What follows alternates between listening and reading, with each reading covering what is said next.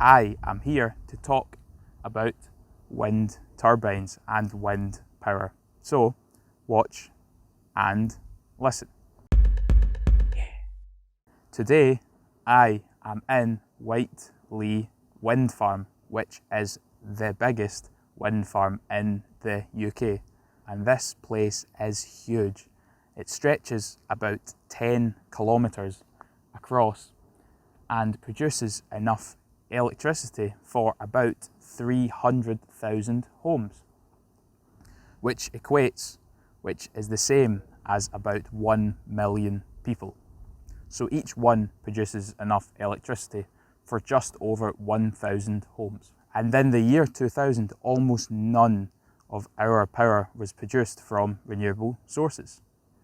This has changed drastically in the years that followed, and as of 2020, almost 100% of Scotland's power comes from renewable sources. And wind, places like this, account for almost all of that.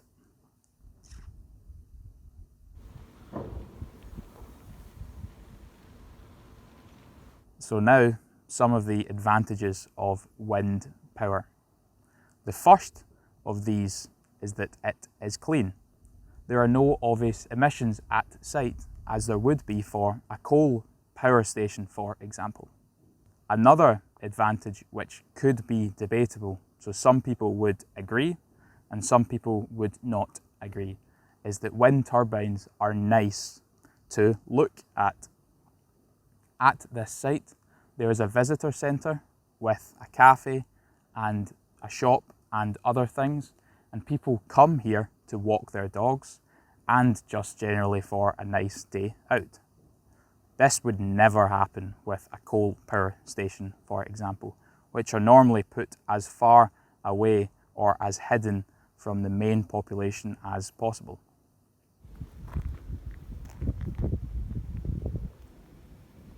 But of course, renewable and wind power has some drawbacks, some disadvantages. And the main one of these is that it is less reliable. Traditional sources of electricity, such as coal and nuclear, are really good for producing base load. What does base load mean? Energy demand in a country varies throughout the day. So at night it is low, but during the day when people are working and cooking, it is higher. What base load is the amount of energy required to satisfy the country's demand at its lowest point, So this is base load, and above that is extra demand. With nuclear and coal, you know in advance exactly how much you are going to produce. But with wind, sometimes it blows and sometimes it doesn't.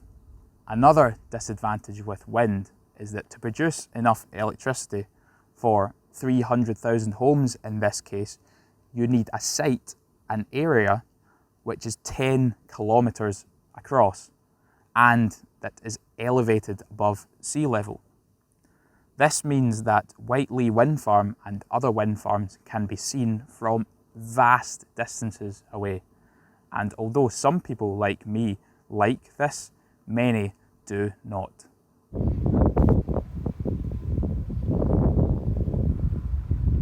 So now I'm going to go a little walk and talk about my personal opinion on wind. I think that these windmills are really beautiful looking. I actually really like them.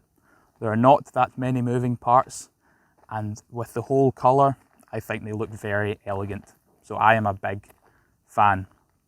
But I do not think that they are suitable to be the main source of power in a country. And the main reason for this is, as I said before, is that wind is less reliable than other sources. So it is not suitable, in my opinion, for that base demand. I think for base demand, you need something which you can predict how much electricity you're going to produce in advance. So I would personally go with nuclear or something similar. But I do think that wind has a really important role to play in reducing emissions as we go into the future. So I think there should be wind power, but alongside other sources of electricity.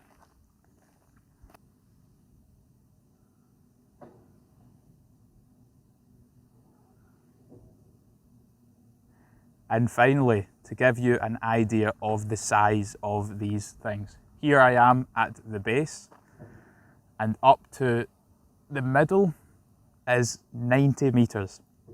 And the wingspan, which is from one tip of a rotor to another tip, is over 100 metres.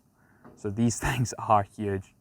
And if you look at the base itself, you'll see that it is in sections. And that is because at 90 metres in height, 90 metres in length, it is too long to transport in one go. So it is built in smaller sections and transported on specially built trucks. And I have seen these before, and these things are huge. But that is how they are transported. And despite the size of these things, they are actually very quiet, which I guess is another advantage over other power stations, which are big producers of noise pollution.